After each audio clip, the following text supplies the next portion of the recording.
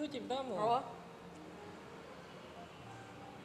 Begini WHO. Apa sih bilang tadi Kak?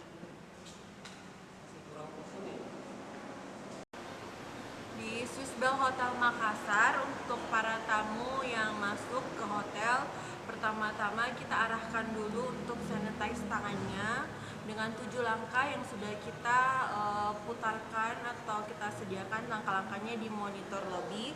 Kemudian setelah sanitize tangan, tamu kita arahkan untuk sanitize seluruh badan dari ujung kepala sampai ujung kaki lewat misti disinfektan.